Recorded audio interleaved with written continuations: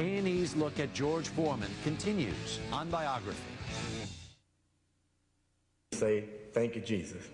Thank you, Jesus.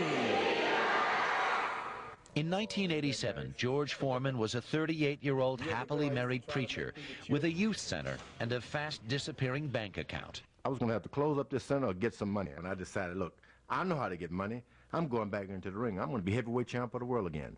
He had put his boxing gloves away 10 years earlier, so his decision was stunning.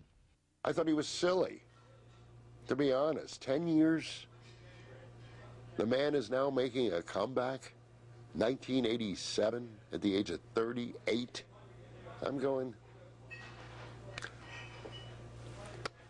best of luck, George.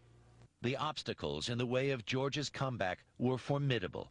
He was so old, the Boxing Commission demanded innumerable medical tests before granting him a license.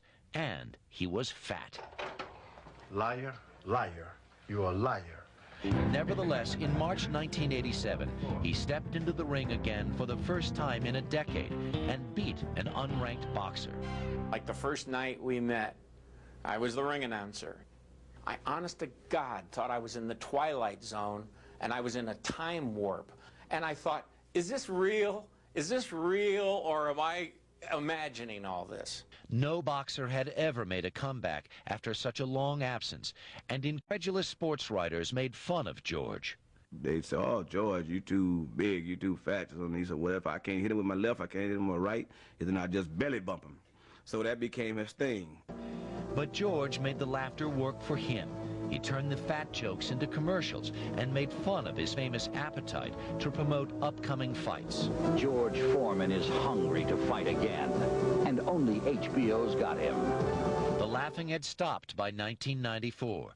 20 years, almost to the day of losing to Muhammad Ali in Zaire, 45-year-old George Foreman fought the reigning heavyweight champion, 26-year-old Michael Moorer. We've written off George more times than the national debt. And we give him exactly 0 chance on the Richter scale. But the old man knocked out the champion. Is that goes for on a right hand and recaptured the title nobody thought he could win. It seemed as if George had beaten age itself. Oh man, it was uproar. Oh, it was outside. Outside. In the middle of the pandemonium, George went down on his knees and thanked God. This was a prayer of thanks. And then when he got up, we were all over him. We all wanted a piece of him. We all wanted to grab him and hug him and kiss him. And I mean, it was just, that's what happiness was. Heavyweight champion of the world, Big George Foreman. George's life had come full circle.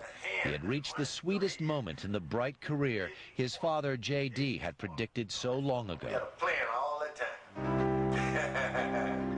George did not stop boxing until his mother died in 1998. She couldn't bear to see him fight, and never did. But she had been his inspiration all along.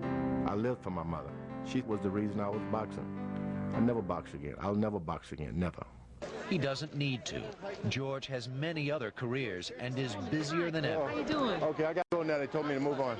He is a boxing commentator for HBO, best-selling autobiographer, an advice columnist on health, and, of course, a pitchman. Proof 4 out of 5 George Foremans prefer the taste of new Doritos tortilla chips with more natural cheese flavor. Who taught you kids how to eat like this? You, Dad.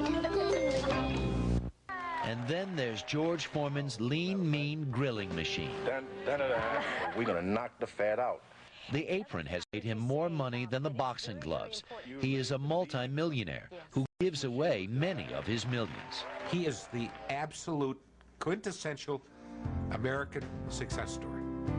The guy who was born with nothing and he emerged out of it worth over $100 million. I mean, what more consequential American hero can you have? The George Foreman story is far from over. George loves life too much to leave it. A father for the 10th time, he intends to live to 144. And who knows, with his lifelong habit of beating the odds, he may just astonish the world again and do it. George's belief is no matter how old you are, your life is never behind you. It's always ahead of you. And you can always live your dream.